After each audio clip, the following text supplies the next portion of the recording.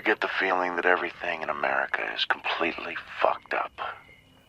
You know that feeling that the whole country is like 1 inch away from saying, that's it, forget it. Let's see, Hey, we're twist on, around. Now look, here's a house full of bees. You think the honey badger cares? It doesn't give a shit. Listen, let's get one thing straight. Price is right. Guns don't kill people. I do.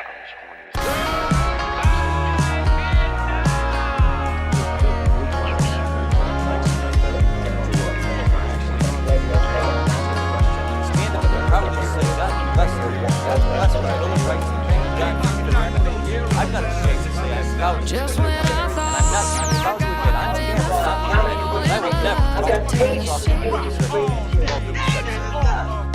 Should've known better than to take him back to children of all ages. Put him right back into her arms. I wasn't a match for that kind of We may run out of Tomwood Show episodes. That's not impossible. So check out Liberty Trade Podcast. He's two-stepping round the room, and judging by the smile that's written on his face, there's nothing I can do. It doesn't take a I think some apologies are in order. Is that a newer song? It is. Interesting.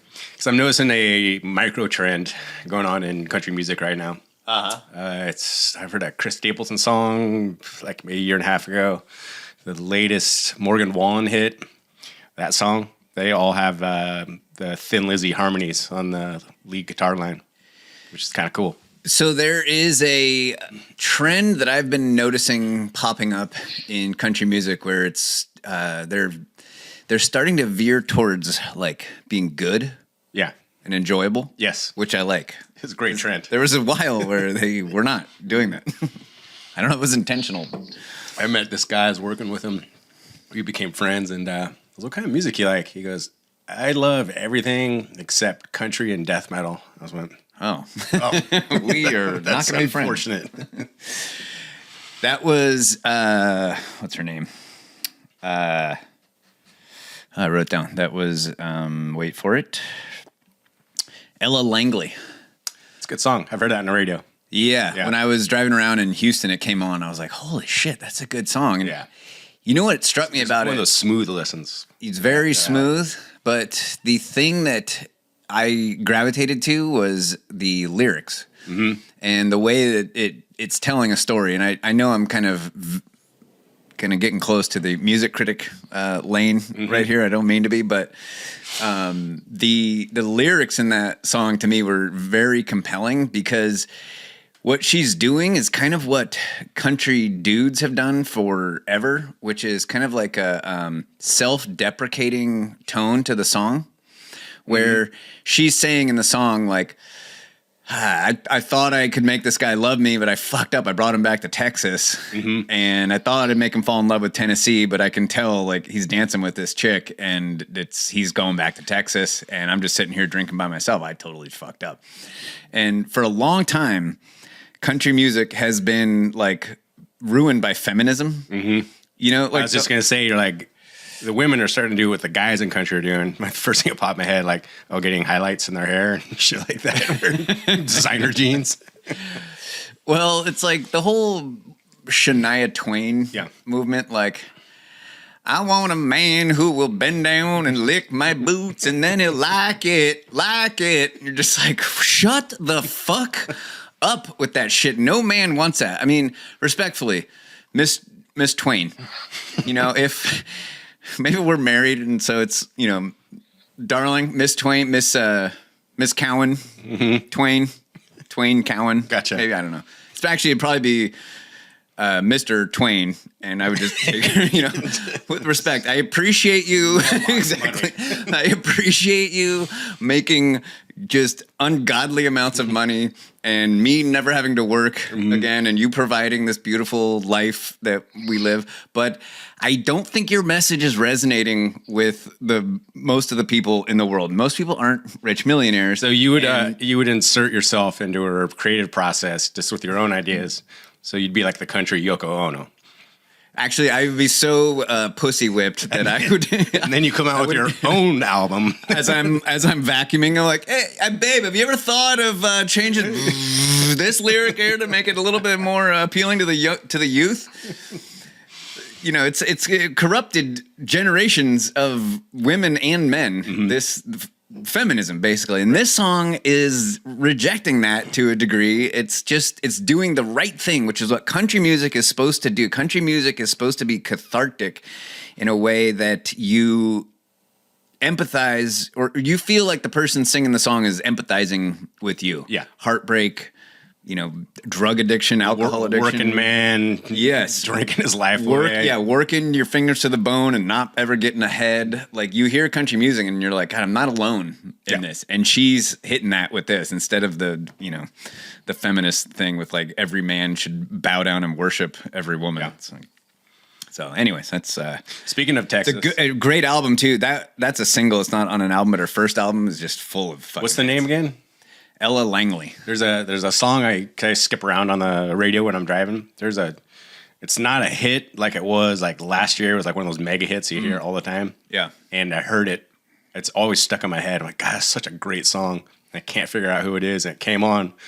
But my new truck, I don't know how to work the screen. Right. So I'm like hitting random buttons because it'll show you what the artist is while it's playing. And I couldn't do it in time. So I'm trying to figure. I got like one half of one lyrical line. Okay, that's a start. Yes. You know, the danger there is your brain starts to go, God, if only everything I ever did all day long was being recorded. Yeah. So that I could just go back and watch the tape. Yeah. You know, you want that. Yeah. But like with everything, that would be an absolute nightmare. Dude, you know what's a digital prison that you would never be able to escape from. The last like functional band that I was in, what became like one of our best songs. It was one of those songs I just came up with the entire thing, like sitting on my porch, and I finished it the rest of my head on the way to go play with the band. It was where I walked in, I'm like, I got the whole thing totally done. It goes exactly like this. And we recorded it exactly like that. And everyone was like, dude, that's a great song. Like, I was like, yeah, this is like one of the better songs I've written. And like, band broke up. 6 years later, our singer sends me a song. He goes, have you heard this? And it was a band playing that song. I had completely subconsciously ripped off someone else. I had, because one of those like, man, that whole thing came like super easy. I can't believe I could write that in my head. I looked up the band. I've never heard of them before. Really? And their song came out before ours. And so I was just like, I don't know. I must have heard it somewhere. Yeah. I mean, it's almost like exact. Maybe. Like, whoa. Did you ever have any metal fillings in your teeth? No. Okay, I was going to say, because maybe you were channeling like a radio signal and it played and you didn't realize. Like Jake, you thought it was just in your head. Like Jake does with his hand. He can play a visible didgeridoo. The theremin. The theremin. What's up, Jake? Hey, it's good to be able to finally hear you guys. Normal voice. Listen to that. Thanks to Matt's tech wizardry, we corrected the pitch problem we were having. Have this weird like falsetto voice, you know, and people would hear like, that guy's a black belt, huh? I'm from Texas. It's crazy because the whole time I've just been yelling 4,800 hertz and nobody's been listening to me. It's because we didn't have your audio. Ridiculous. Big thanks to Jarek, who bought a shirt recently on the website, which those of you listening can do at libertytreelifestyle.com. You guys are awesome. Thank you. We totally depend on you to keep losing money doing this. So keep it coming. Yes, just the more you buy, the slower we lose money. So thank you very much. Also, a loyal listener, Doug from Texas, just sent me a picture of the car in front of him. And they had there's where you put your key in the truck, whatever you call it, that lock. The lock? Yeah, on one side was a sticker that said, restore voting rights. And on the other side was a Ukrainian flag. I was like, huh. Which is interesting because Ukraine hasn't had an election since 2019. So he was talking about Ukraine. Yeah, Doug goes, voting are we rights supposed to go together? Because he's like, right. Or is it, that's the kind of person you want to go up to in the parking lot. Like, did you put those both on at the same time? Mm-hmm. I got like 20 minutes before I have to be anywhere. Can we hash this out? I'd really like to know where your mind was. Well, have you know, in 2014, and you're like, Obama. My man. Hey, Matt, are you guys able to see my screen share? Yeah. Yep. I got this book I found. Oh, no way. Oh yeah, I've heard about that. Awesome. Seems like it's a science fiction horror thing. Yeah, but, it is not. It's not about antimemetics in the way that we think about it, and Got it. in the way that we made the shirt on the website. Which I'm now the proud owner of. Right. But that did pop up when I was looking for some imagery on the memetics thing. Cool. So you brought up a headline last podcast. You brought up the game that you and Gabe were playing on who can. Oh, are you jumping in? Well, I was fascinated by it because I ran into Gabe at the gym and I was like, "Where do you get those headlines?" Because that was fucking wild. He's like, "I think it's just my algorithm. They just start popping up now." Makes sense. And loyal listener Sean texted me this morning. I was thinking we ought to just call him just to fuck with him because he can't stop talking about how much he hated hearing the sound of his own voice, which is not what you want to tell you and me. I think everyone has that reaction when they come on the podcast. Everyone, every single person, including us, God, I just can't stand the sound of my own voice. He was sending me something from Fox News, and I said to him, you get a lot of stuff from Fox News. Is that just because it pops up, or are you actively searching that out? And then it made me think, I'm going to go kind of comb through Huffington Post. Oh, there's some gems in there. Yeah, just kind of Post every morning because it's such a good just rag. Yeah, a Inquirer for the left. So I was scrolling through it, and the headline that I clicked on was this one: "Hey, hanging is the rudest workplace behavior. Are you guilty of it?" Have you heard of that? You know what that is? No. Hey, hanging. Jake, you're in a workplace. Does that make any sense to you? What was the beginning of it again? What's the rudest behavior? Hey, hanging is the rudest workplace behavior. And it's H-E-Y, not H-A-Y, which I would definitely understand if you were hanging bales of hay around the office. That would be annoying. I genuinely have never heard that before. Hey hanging refers to a simple hey or hi in digital. Okay, that's just stupid. I dated a chick that would lose her mind over stuff like this. And wait. Okay, you guys got to bring me up to speed here. For what kind of shit? For saying hey. So on the screen. For saying hey? Yeah, or a response would be they write out something and your response is just in the affirmative. So you say something like "okay," and that's it. It's pet peeve to some people. I'm not one of them. I don't care if this bothers you. No, I wouldn't expect you to. So it says here, this phrase can unknowingly induce anxiety on work chat apps like Slack and Teams. 3 letters. Oh, okay. 3 letters, 1 syllable. It may seem like an innocuous enough message, but in digital workspaces such as Slack or Google Chat, few words or phrases are as anxiety-inducing as a simple hey. And hey, with no follow-up or with a heavy pause, that can be downright unnerving when it comes from a manager. Hey, what? Am I about to be called into a conference room for layoffs? If you've never chatted with the person before, a hey out of the blue can leave you second-guessing yourself too. What does this person from a random department want? Am I being pulled into something? I'm so lost right now. What a bunch of fucking pussies we have created in the United States of America. Can you imagine? While you're reading this, I'm imagining pulling some guy off the Oregon Trail in the early 1800s. Here's the problem that we're dealing with right now. Right. It's got scurvy and half a leg. He's like, really? Can you imagine? I'm imagining a guy on an excavator digging a trench, and you're standing there and you go, hey, and he just stops and goes, what? I just wanted you to know there's a pipe running through there. Make sure you don't hit it. I saw something move. All right. We're anxiety quashed. We can get back to work. Get back on the shovel. It just gave me this image of the most fragile people that the world has ever known. The people that the Oregon Trail guy would just be totally confused. How could you live in the world. I mean, do you know what? I've lost 2 children on this trail just trying to make I'm trying to make a better life for my family. One, because I was hungry. Right. This was in California. Donner Pass. Yeah, I think it's these things get exacerbated by, like, we're in construction. These are not things.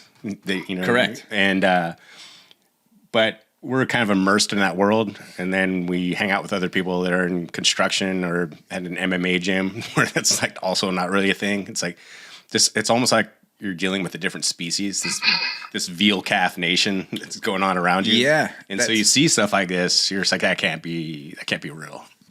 That's a good point. It is like a totally separate species. We've done a good job of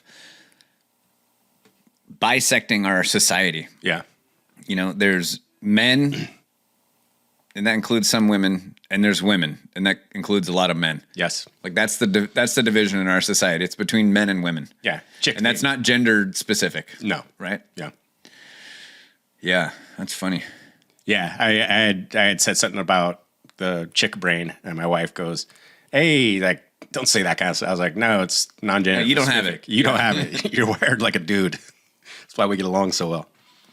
Because I love dudes. Now lick my boots. Have you been paying attention to? I kind of want to save this for Sunday. Do you have anything going for Sunday so far No. on the pod? At some point, I want to talk to Jamie O'Brien about the David Webb stuff. Yeah, for sure. Yeah, because I listened to it again yesterday.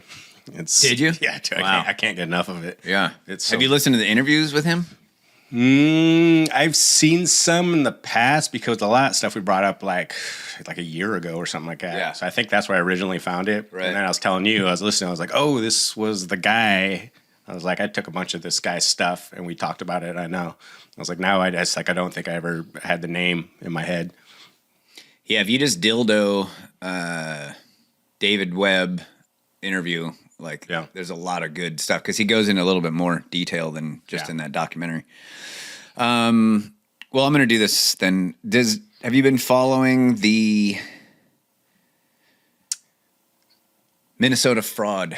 Minni Fraud, I'm calling it. Yeah, a little bit. So I was not following it at all. Mm-hmm.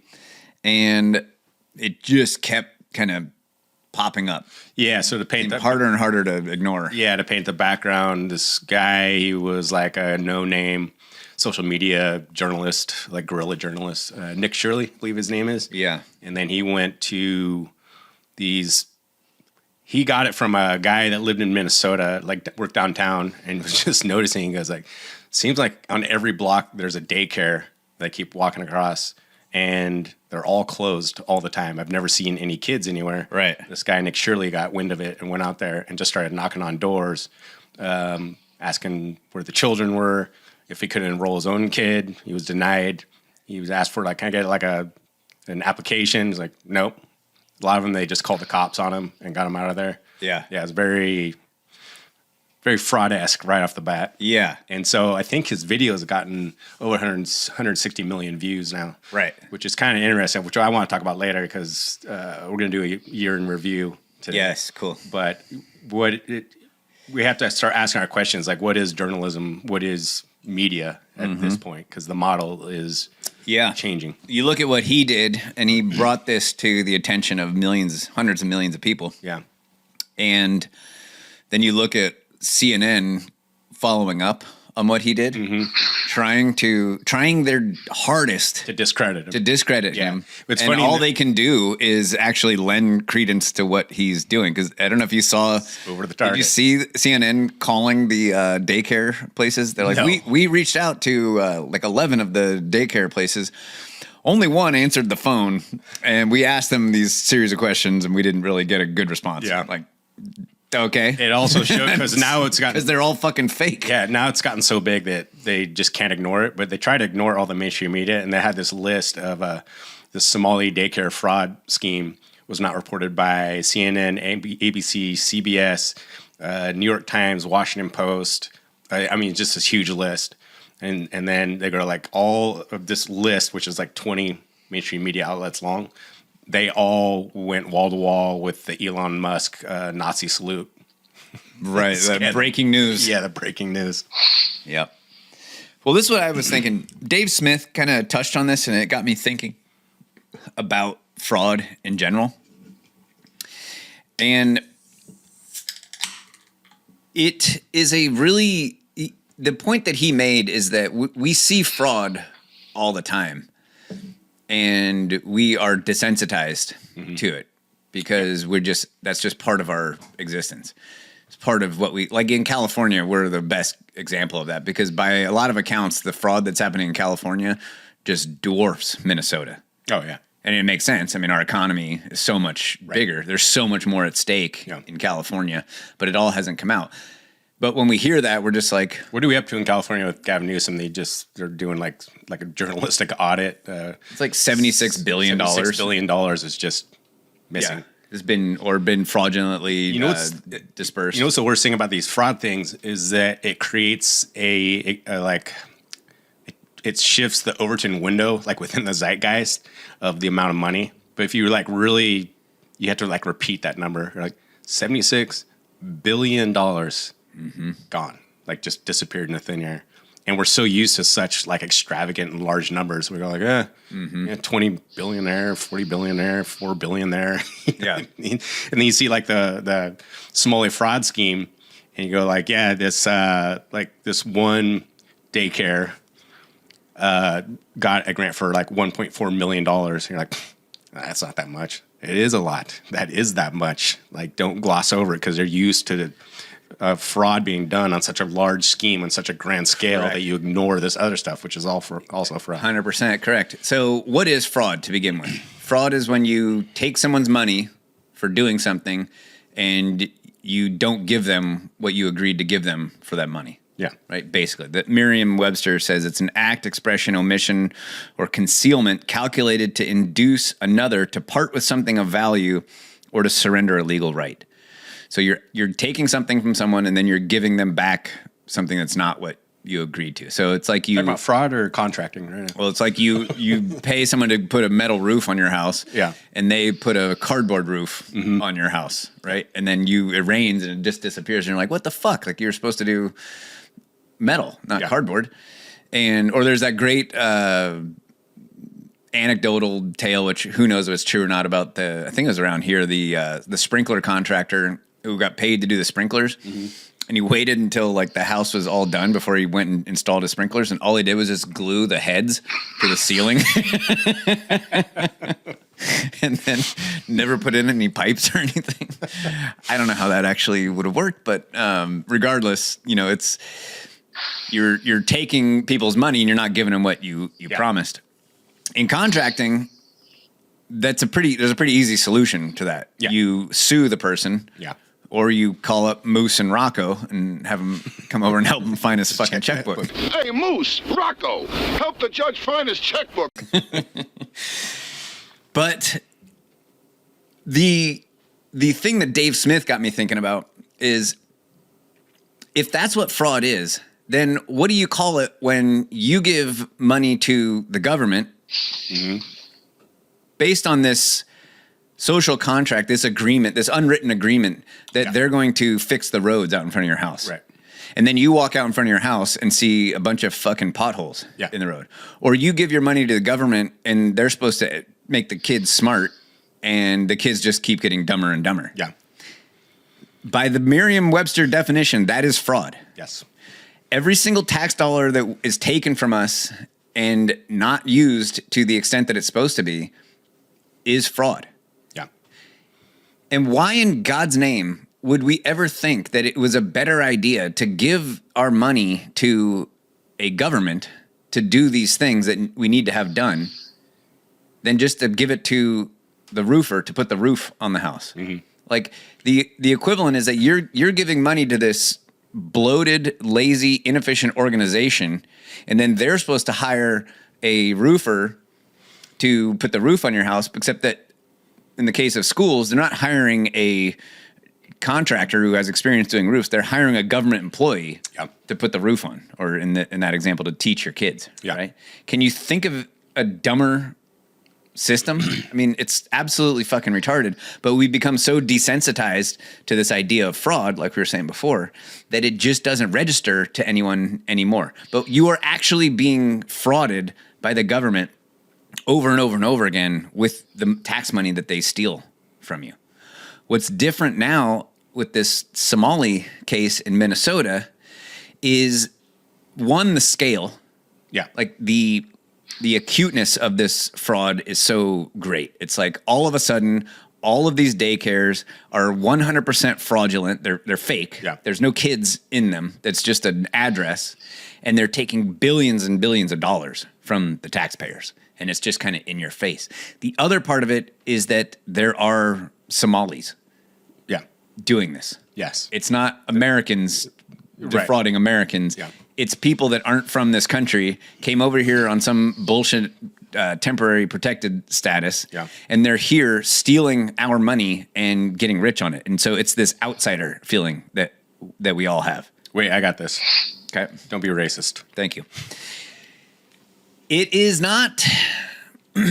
Maybe it is racist to have such a strong reaction because it's Somalis doing it to Americans. But no, I don't think that's racist. I think, if it's anyone from any country, you should have the same level of outrage. 100%. Yeah. It's not racist. It's culturist, though. Yeah. You don't look like us, yes, but you also don't act like us. You don't want to be part of the American experience. You don't care about America.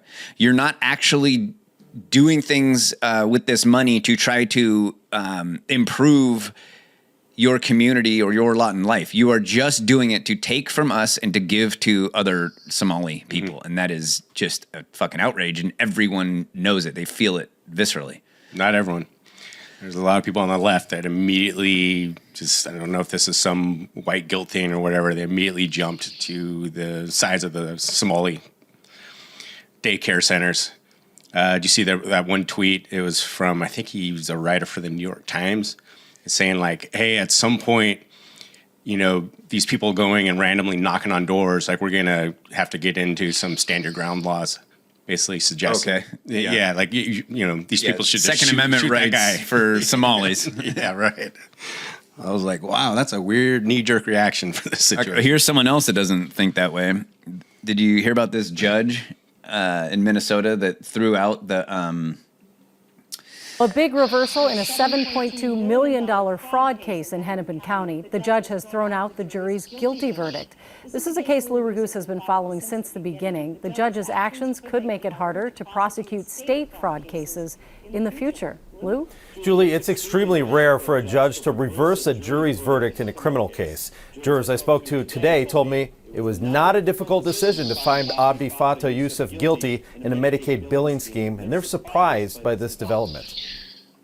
At the August trial for Abdi Fattah Youssef, the jury heard evidence that he ran his home health care company, Promise Health, out of a mailbox at a Central Avenue address where multiple other home health care companies were supposedly located. Youssef and his wife, Lol Ahmed, were charged with stealing $7.2 million of taxpayer money through Medicaid overbilling in a personal care assistant, or PCA, scam. The couple allegedly spent tens of thousands of the fraud money on luxury items for themselves. Despite the jury swiftly convicting Youssef, Judge Sarah West last week decided they got it wrong. Look at that judge. I was just going to say, like, it's just always got to be so on the nose with some of this stuff. Why are 19-year-olds allowed to be judges to begin with? Like, are you fucking kidding me? This person has not had enough life experience to be a judge. I don't think, Jake, you can look this up. I don't think you technically even need a law degree to be a judge.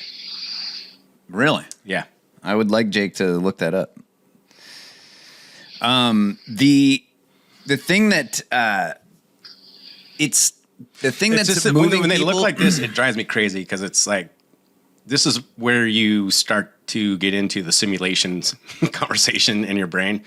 Remember, what would they call her? Boston Mary, the woman who stole the ball, the home run, and the guy grabbed it. And she went and he took it from him, and he's how he was and gave her the ball. But then they show the picture of her. I was like, she just has to look like that. Like, if you told me the story and didn't show me a picture, I'm like, yeah, I got a picture. Yeah, and there she is. I know what she looks like, and I haven't seen the video. Same thing with this judge. It looks like the requirements are a bachelor's degree, something called a Juris Doctor degree, and pass the bar. Passing the bar is not easy. So bachelor's degree, that way Jeffrey Epstein couldn't have been a judge. But not not Charles Murray. Is it Charles Murray? No. Douglas Murray. Yeah. I don't think he has a degree. You've never been to court. So people, I think, there's a strange thing happening right now where people are waking up. I know it doesn't always seem like it. You're going to love our year in review. Okay. Yes. But there is a lot of just noticing going on and awareness and people being like awake to all this shit that's happening. I keep seeing people keep sending me things saying that we're starting a movement on August or April 15th. None of us are going to pay our taxes anymore. And I mean, that's probably not going to happen, but it is a thing that people are talking about doing. And the old way of trying to shut this shit down, like with this judge or with the CNN trying to discredit the guy that exposed all this stuff, like it's just failing over and over again. Yeah. And they don't have an antidote to that. Well, they do, but they can't put it in place yet. Yeah. Right. And I think that before they ever get to be able to put that in place, there's going to be so much resistance that I don't know. Maybe I'm being Pollyanna about this, but I think like a bigger shift than we saw with Trump is going to happen in the future. I agree 100%. And I brought receipts to the conversation of like, wow, I got this in mind. Because as we're wrapping up the year here, I was like, what it came down, I kind of distilled it to one question. It's like, okay, as we look at the year that passed and we're looking at the year forward, it's two questions. Are we taking the black pill or are we going full optimism?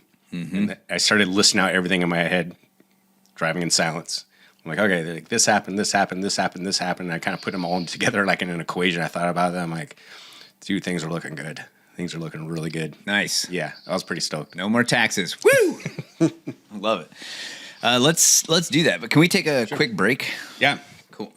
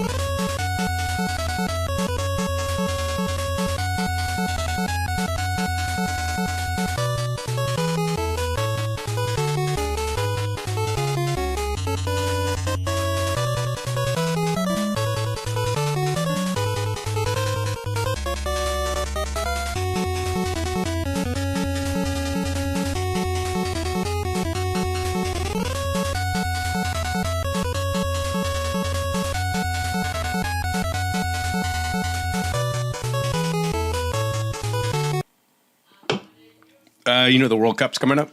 Yes. You following the Seattle Pride match? No.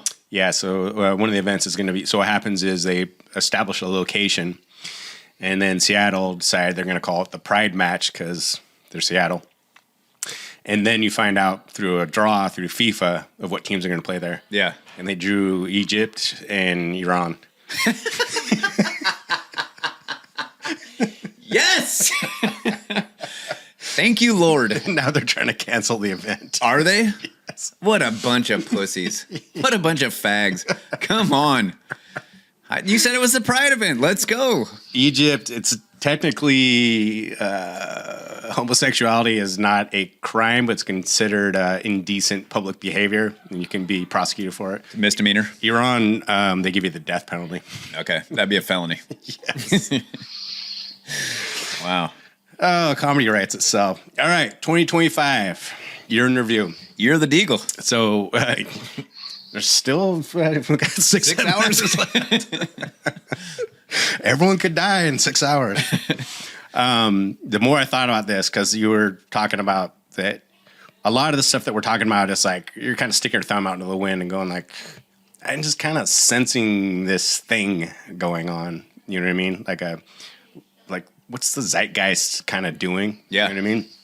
And so I was just riffing in my head. I'm like, oh, this happened, and it's as always the year just flies by. And so I'll like think of something, and I'm like, that wasn't this year. That was like 4 years ago. And you look it up, you're like, that was this year. Like, holy shit! Like, it's dizzying to keep up, at the pace that so much stuff is going on all the time.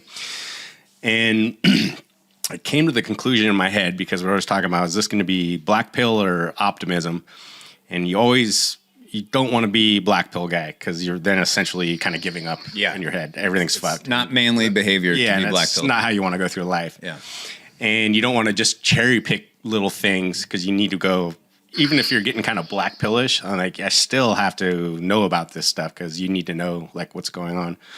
And I decided that 2025 is officially the year that people finally realized that it has not been raining, but they've been having their heads pissed on this entire time. And I think that we have passed the kind of threshold in the zeitgeist where the inertia has moved where enough people have realized. And I think this is a combination. Obviously, this doesn't all happen in 1 year, but with the combination of like COVID and this and this and this, like all these things put together, enough people are like, they're looking at those CNN stories and being like, fuck these people. Yeah. Like I'm not paying attention to this anymore. That's what I feel. Yeah. Now, there are going to be, depending on where you live, here, for example, a substantial amount of people that are just going to keep their heels dug in, keep the blinders on, and when they're told not to believe their eyes and ears, they will obey. And I feel sorry for those people. Yeah. I mean, there's not much you can really do. No.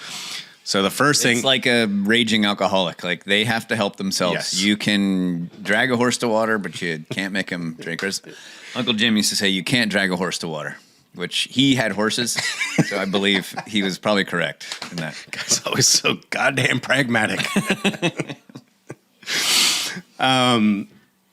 So off top of your guys' head, like what's one of the big, like first thing I came up with, I was like the Charlie Kirk assassination was huge. Not only just because of the assassination, but the ensuing reaction and just kind of public kind of information that was going out there at the same time. I thought that was huge.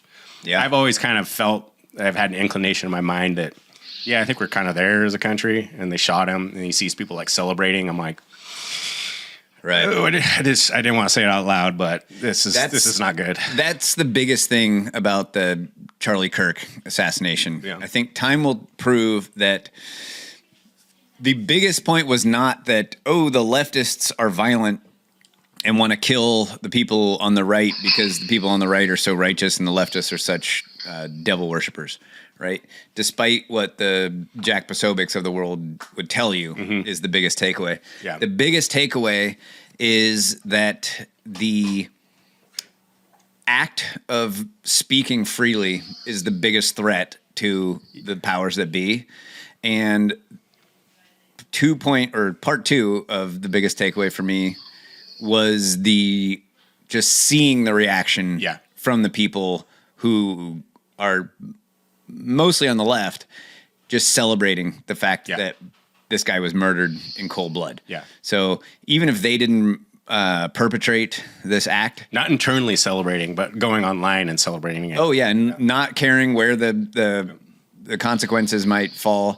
It's kind of like the people that I saw this video recently of this person throwing a Molotov cocktail at a Christmas tree in like New York or something, just setting the whole thing on fire. Like, Minnesota, I think. Was it? Yeah, I saw that video. And it was like, no one cared. No one's going to do anything about that. Like, they're just so confident in that they are not necessarily right, but they have the winning opinion. Yeah. They're on the winning side's opinion, that they'll just say like the worst shit in the world. They'll set a Christmas tree on fire. They'll celebrate Charlie Kirk's death. Like, that's a huge kind of marker in time that like shit has gotten really deranged. Yeah. Yeah, like we're officially there now. We took a huge step with that event and the ensuing reaction, a huge step towards potentially, eventually, some kind of major national divorce, violent conflict. So, and all things have been going in that direction, which is something that I actually worry and think about quite a bit. Mm-hmm. Jake, what do you think? Biggest event of the year? So there was the Trump assassination. There was Charlie Kirk. Well, Trump's attempted assassination. The Charlie Kirk thing, obviously, huge. I'm trying to think of other stuff that got memory hold. Taylor Swift went to space. Katy Perry went to space. Oh, shit. Jesus. Come on. Misogynist. Oh. Katy Perry is an astronaut. Went on a mission to space. Who's now dating Justin Trudeau. Really? I told her they were gay.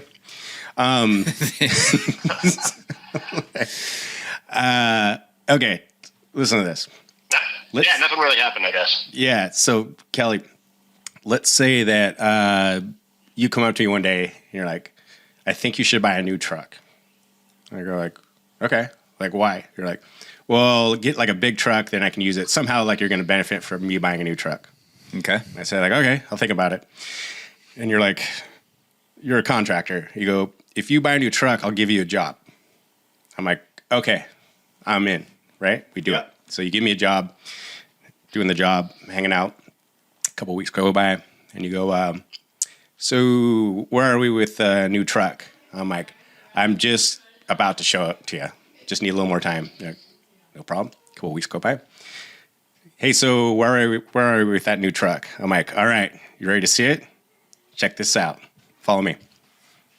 What do you think? Look at that thing. You're like, you look at the truck, you look at me. You're like, that's your old truck. I'm like, yeah. But this is just one of the trucks I own. I also have a new truck. But yeah, I'll show you the new truck here pretty soon. Not right now. I just want to show you this truck first. You're like, I didn't need to see your old truck. I've already seen it before. I want to see the new truck. A couple of weeks go by. And you come to me and you go, hey, haven't forgot about that new truck. Like, did you get the new truck? I'm like, listen, here's the thing. New trucks aren't a thing, right? As it turns out, I looked into it, and there's this collusion between the auto manufacturers and dealerships, and there are new trucks. It's a hoax. It's a hoax. And you're like, odd answer? Okay. A couple weeks go by, and then you go like, hey, that thing you said about the new truck, I feel like I'm seeing like a lot of new trucks on the road. I drive around. I even called a couple dealerships. I said like, crazy question. You guys have any new trucks? They're like, yeah, thousands of them. Like, come down, check it out. Like, I'll show you in person, show you all these new trucks. You told me that. And I go like, yeah, okay, gotcha. I will show you the new truck. Like, I just need a little bit of time. And so a couple weeks go by. You're like, I haven't forgot about that new truck. I was like, okay, you ready? What do you think? You go like, that's your old truck. I've already seen your old truck. I want to see the new truck. And I'm like, fair enough. Isn't this weather amazing? I mean, this has got to be some of the best weather that we ever had. There's the Epstein files. Exactly. Well done. Thank you. Very well done. I think the Epstein files are up there. The way they bungled that entire thing this year are, for sure, it's amazing.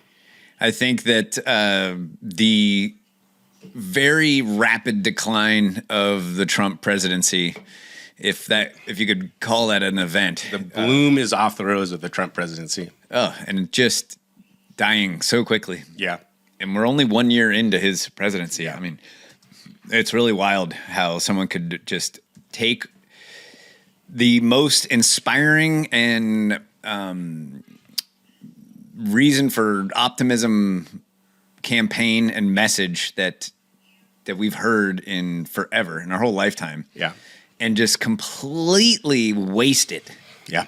And just turn it into the same old all over again. Like, just what an insult, really, to people. You know, to think that people, it's kind of like the Epstein files. Like, it's an insult to our intelligence to just try to pull this shit on us again. Which is why I kind of came to the conclusion slowly when I started putting everything, throwing it on the same canvas, is when you take why so many people, we have passed this threshold where it's like, I'm not this mainstream media, this pro wrestling that we call politics. Like, I'm kind of done. Like, I'm not buying into this shit anymore. I'm not watching this charade. So when you take the Epstein files, for example, and the economy is another one that I thought of. Here we are that, Trump is telling us, he goes, we're in like one of the greatest economy in U.S. history, the greatest economy. I give myself an A+, an A+++++. And you go like, that's exactly what Joe Biden did. Yep. We were in a shitty economy then, and he's saying like, no. We're in a great economy. Yeah, that is Rubes are just not smart enough to realize that. That's not piss, it's rain. And so people, so people go like, well, it's the same thing as what the last guy was doing. And now Trump, the left hates him no matter what. And now once he loses support from the right, which is happening now because of this, it's like, not like they have this crazy animosity against Trump. They're just like, at what point, what's the difference here? Right. It's like the same fucking talking head giving us the same line of bullshit about everything. Like, where are those Epstein files? Like, why do you keep showing me your old truck? Why do you keep starting new wars? Yes. Why do you keep doing everything that you said that you were against? Yeah. Why is the most pro 2A administration in history upholding stupid gun laws? Right. And fighting tooth and nail to keep switchblades banned federally? Yeah. Do you know what the difference between a switchblade and a regular pocket knife is? The little spring, one spring. A spring. The way it deploys, it comes straight out instead of unfolding. Yeah. And for that, it's illegal. And actually, I think I have a thing here. This is what Remember back in the day, you go to the county fair, you get the switchblade combs. You take the comb out and put a blade in there, and we all had switchblades. Yeah, the switchblade comb. Those are good days. Those aren't legal. This is what the DOJ said about the switchblade ban. The weight of historical authority demonstrates that those prohibitions and regulations comport with the Second Amendment because there is no constitutional right to carry concealed or inherently concealable weapons. Yeah. So concealed weapons not covered by Second Amendment. That's their argument. No. Obviously, the Founding Fathers meant that you should not be able to conceal a weapon. When they said that you had the right to bear arms, they did not mean that you could hide it in your pocket. For the people that, the rest of the plebes down there working for a living like us, and they say like, you like that? Like, yeah, it makes the world a better place. You're like, no, it doesn't. Like, do you like how things are going in England? Do you think that's good? What's going on in Ireland? They'd be like, no. I'm like, well, that's we're paving our way to that. Now, if you ask the political elites, do you like what's going on in England? Like, we do. Quite a bit. The censorship. No one has any weapons. We're gonna. I think they banned knives past a certain length at some point. Yeah. Yeah. Because they banned guns. All the criminals went to knives. That's why all the violence went down in England so quickly. Yeah, totally. It reminds me of Australia. Okay, so there were a couple. Now, these things don't all happen in 1 year, but I think we can officially lay to rest a few things, which I think is just a beautiful thing. This is where I started getting the optimism. First thing I thought of is the whole woke culture thing is just dead. It's not a thing anymore. I mean, people, like I said, people still have their heels dug in and they want to stick to this stuff. Yeah. But as far as losing your job because you called something gay, things are not going to, it's just not going to happen anymore. It's happening on the right. Yeah. I think you now still we have the woke right. lose your job for suggesting that maybe 7 million Jews were killed and not 6. That would probably be enough to get you fired, or killed. Well, maybe Freudian slip there. But as far as overall in the zeitgeist, because we had 5-6 years of peak woke culture, and it was such a clown show. We don't have to deal with it, right, in our line of work, right, and our circle of friends, where it's like we tend to watch it from afar. Like, well, we don't have those friends anymore. Yes, and those people don't talk to us. The evil of platforming people, I think that's on its way out. Yep. Platforming, which is not a word, became a thing a couple of years ago. It very quickly became evident, to me at least, that it was a word created. It was a boogeyman word that was created for, I can't beat this person's ideas. I can't beat them in a civil debate. So how dare you even let them talk? Which is just, it's another form of censorship. I think the whole notion of like, you shouldn't be platforming that person is ridiculous. Dave Smith put it really well, because, you know, for us that are more liberty-minded, when you watch woke culture, is they immediately say, like when they have, who's the guy, the historian that went on Tucker, that talked about, he said, Daryl Cooper? Daryl Cooper. And we said, like, how dare you platform that person? And he goes, us here in more of the liberty camp don't say that. They're like, yeah, just have me on too. You know what I mean? Like, yeah, I'll talk to the guy. You know, not him versus Daryl Cooper, but yeah, there's a sentiment that goes like that, which I think is it really says a lot about where you're coming from. 2025 might be, in retrospect, the year of the truth. In that the truth is coming back. It has made a big bounce back, and why Charlie Kirk was killed, not because he was necessarily telling the truth, but because he was looking for the truth. He wanted to find out if his ideas withstood the test of debate. By the way, our prediction about Charlie Kirk wasn't so much a prediction, but we just floated out there right after his assassination, as we had said. I'm like, the people that are celebrating this, I don't think you realize what you've done, because he was the best you're going to get. He was respectful. He wanted civil discourse.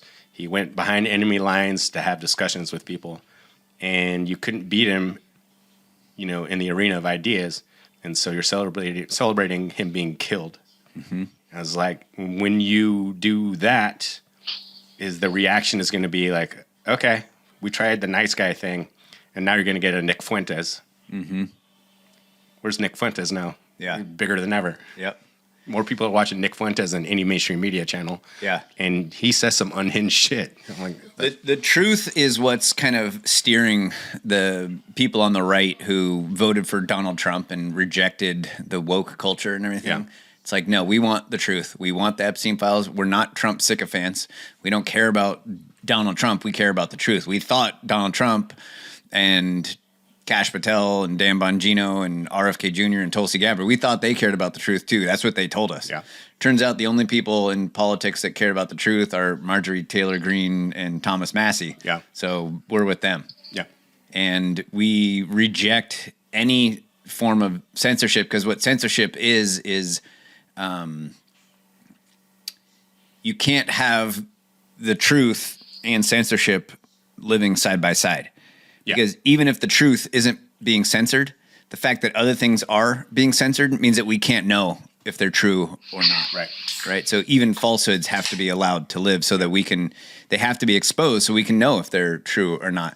And all of these people that are voting, they feel like they're capable enough to discern what is true and what is not for themselves. They don't need the government, who's bad at everything and should be abolished, telling them what's true and what's not. Yeah, it's super fascinating to observe the people in the institutions their institutions are dying. They're crumbling before our eyes, and they really, really took a big hit this year. So you think of like mainstream media, the 3-letter agencies, things like this, and you go, they're still USAID. Yeah, they're still sticking to this old model.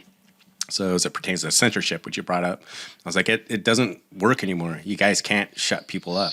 You can't. You tried. I mean, Nick Fuentes he couldn't even fly. He couldn't rent a car. He didn't have access to his bank account.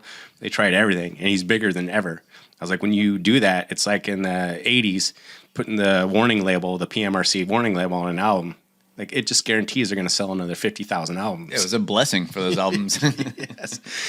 Speaking of 80s metal, which you were not a fan of back in the day. No, not really. Okay. I was, like, in the 4th grade. I'm a much bigger fan now. Yes. Rat and Motley Crue, and then as all genres, it dies, and the industry changes, right?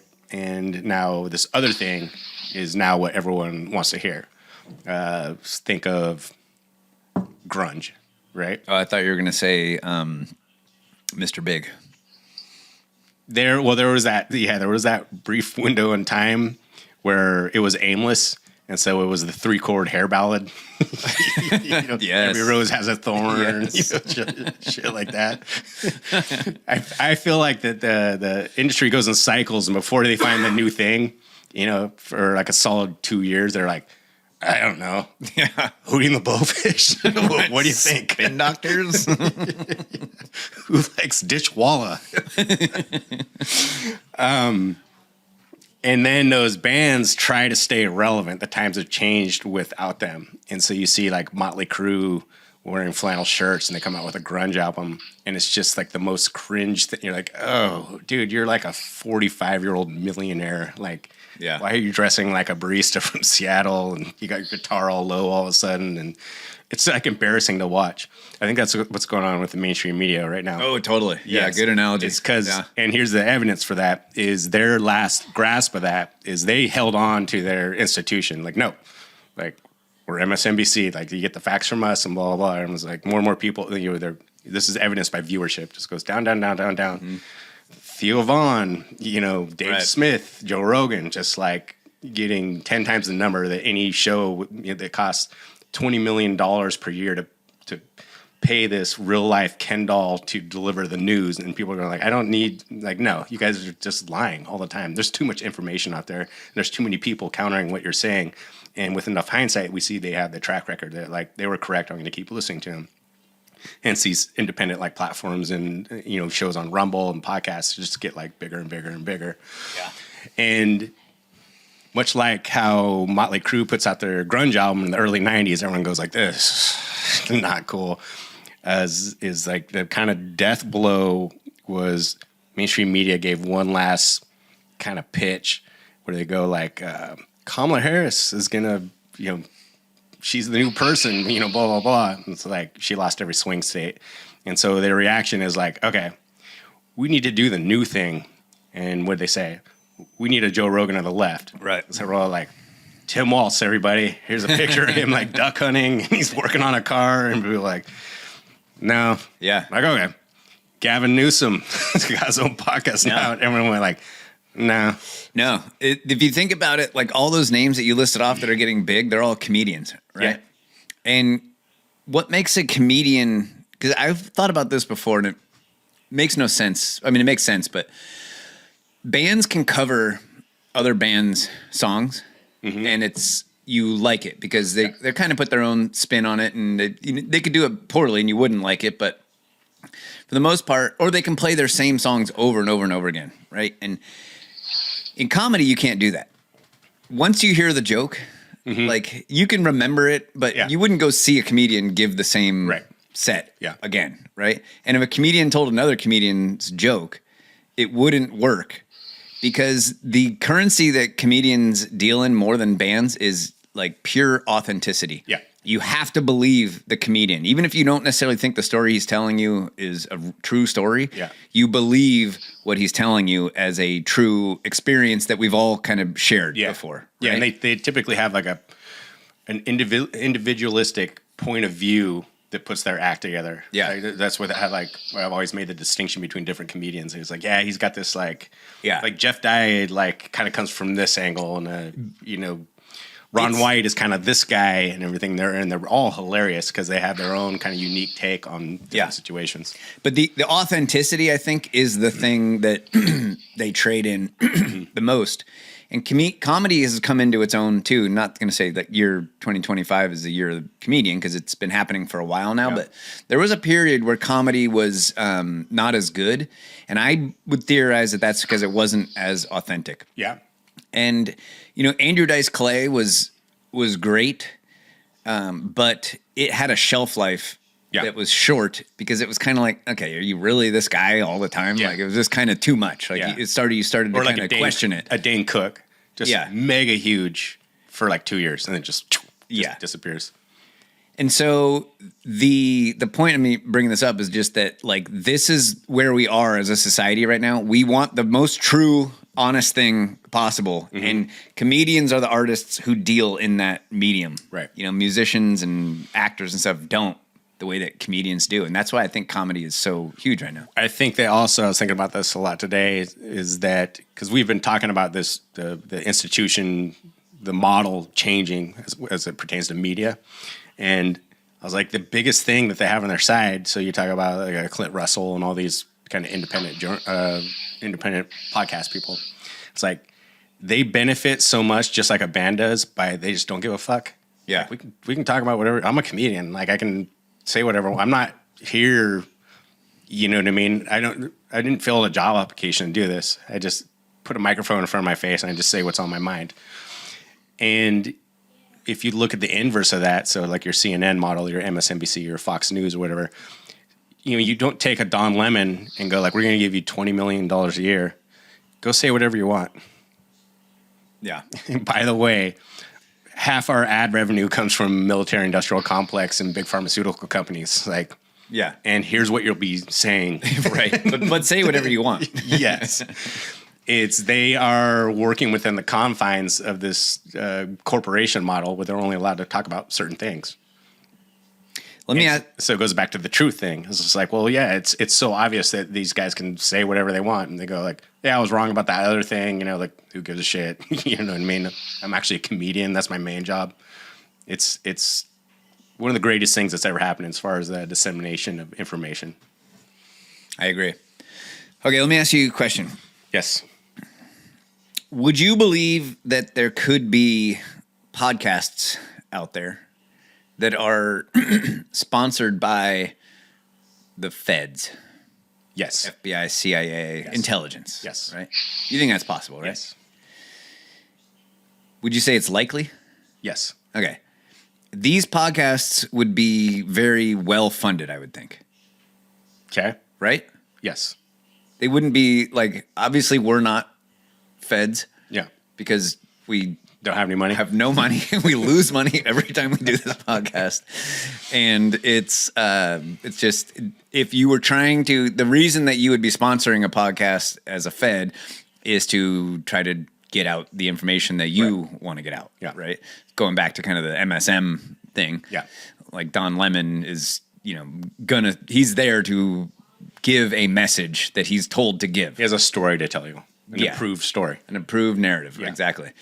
So if it's likely that there are these podcasts out there and they're well funded, they probably are big. They probably have a reach, because that's really like a limiting factor in your reach is your ability to spend money on what you're doing. Yes. So that's why the more shirts we sell, the bigger our podcast gets. It's a one-to-one relationship, direct relationship. So my question... That's how you afford shit like this. Oh, yes. Pink puppy light. Huh? Mm-hmm. It's genius. Which podcasts are they? So we know they're out there. Yeah. We know they're big. We know they're well-funded. Who are they? I'd say if you cracked open... see, Rolling Stone did this. Newsweek did this. Time did this. And I think they had it, I don't know what's the music one, Emmys, Grammys, Oscar, whatever they're called, is they had a podcast category. Now, ominously missing from all of those lists of the 100 greatest podcasts of all time were all the biggest podcasts that we can easily look up and see. And so I say whatever's on that list, I'd say you'd find quite a few that were like, somehow linked to intelligence or Israel or something, you know what I mean? I mean, they must be out there. Yes. Right? They're Sam Harris would be very suspect for sure in my book. Absolutely.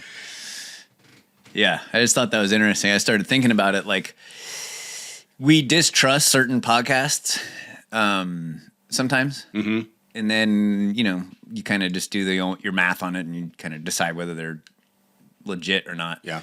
But if they are out there, they're going to be big. And it's like, you should be able to kind of figure out who they are. Well, to go to those lists of the 100 greatest podcasts of all time, you're like, I've heard of 8 of these, maybe. Now, maybe I'm in my own little bubble. But I think we are. At least even if you hate Theo Vaughn or Joe Rogan or anything like that, you still are aware of that podcast. You know about it. Right. You probably talk about it. Right. And maybe they don't have the reach that they say they do, or maybe they don't have the organic reach that they say they do. Yeah. You can buy followers on Instagram. Yes. It's not very expensive. No. I may have looked into that at one time or another. I actually did. I'll just, in all transparency, I bought us 500 followers on Instagram. Oh, really? It was like $9. And I didn't think it was real. It just didn't seem too good to be true. I'm like, no, you can't buy followers. And sure enough, I paid the money and was like, sure enough, there they are, 500. They're all bots. You could do they that. Don't have any posts or any friends or anything. Just like bands would do that in the MySpace days. Bands were getting big just off MySpace, and it was based on how many plays you were getting. And major labels were creating MySpace bands, and they would buy listens. And so it would just show up in a player that, and my buddy, a friend of mine who had a band, tried to sell me on that. Where he said, dude, he had this new band. He goes, have you seen our plays? I'm like, no. He goes, we had 5 million listens yesterday. I was like, yesterday. I was like, you guys have never played a show. I was just like, dude, really? You don't think I know about this scam? So if you have a podcast, it's kind of embarrassing, and you pay, yeah, for sure. I'm not proud of buying those Instagram followers. I just kind of didn't believe it would work. But, if you have a podcast that is artificially popular, it would make sense that people like us would never have heard of it. Now, your wife told us that she had heard of some of those that were on that list. Yeah. So you bump to the top of suggested listens on Spotify or Apple Music, whatever it's called now. And so it makes sense that people would hear it, but it doesn't mean that many people are actually listening. Yeah. Right? Well, I think what they're trying to do is shoehorn themselves into the herd mentality. It's like a song on the radio. Right. They don't comb through songs and find the best song, the radio station. It's like, this is a really great song. Let's keep playing it. Is a label goes to them and goes this is the new hit. It's called, remember you hear, where the term sounds like a hit came from? No. Is the old school payola days. This is back in the 50s. Is a label would deliver a record to a radio station and the guy would shake it and you'd hear a wad of cash sliding back forward. You go, sounds like a hit. That's where that came from. Right. And so what I'm getting at, same thing with podcasts, it's if people are told this is what everyone's listening to, there's a certain amount of people who go okay, that's what I'll listen to then. Totally. Most people I think that listen to the radio are those people. Yes. I just need some noise happening. Yeah, whatever's on the radio. And there's your spin doctors. So let's just wrap with this. Unless you had more 2025. Just off the top of my head, I think we covered it on the last episode, but the COVID narrative is officially, we're in the slow drip of another white pill. Yeah, the unlimited hangout where FDA, CDC, NIH, HHS are coming out and saying it turns out the vaccine killed some kids. All the things that used to previously get people thrown off the internet for even bringing up. Now they're admitting, so we're between stage 4 and 5 of the head box on that one, which is painful in retrospect, but I think is a really good thing. And I think the left is finally figured out that they've had to decouple from their lunatic fringe and figure out something else because I just imagine this collective eye roll of the zeitgeist if you bring up certain things that were super hot topics. now someone goes like, coming up after the break, a debate, like, should men play in women's sports? And I was like, Right. We're not doing that anymore. All white pill. Totally. What do you got? Well, I made this. I found a recipe for ranch dressing that I wanted to make over the holidays, and so it was worth sharing with you. I've been telling you to do a cooking segment. So let me just. I'm going to read it to you. So the best homemade ranch salad dressing tastes better than anything store bought, and only takes a few minutes to make. Ranch dressing is delicious. Show me on salads. And hold on, I'm getting there. Homemade ranch dressing. There aren't all that many recipes here on the blog that I label as the best. With nearly 1,500 recipes here, there are less than 20 that have truly earned that label. I figure that everyone's tastes are different, and who knows if someone else's opinion of the best recipe ever is going to match mine. These recipes, though, they really are the best of the best. And this ranch salad dressing, it is hands down the best, all caps, ranch salad dressing that I've ever tasted. Without fail, the people who try it have all agreed. Just scroll through the comments to see how everyone raves over it. Okay, let me get down to the comments here. Just give me a second. Let's see. I'm glad you were able to make it work for your tastes. Michelle. I'm sorry. As another reviewer mentioned, the dressing was too thin. I made it twice. Unfortunately, I spilled the first batch, but a blessing in disguise. Second batch, I used 2 tablespoons of powdered milk and added 2 tablespoons of water instead of the half-cup liquid buttermilk. Also, did not add any additional salt. With the slight adjustments, it came out great. Thanks.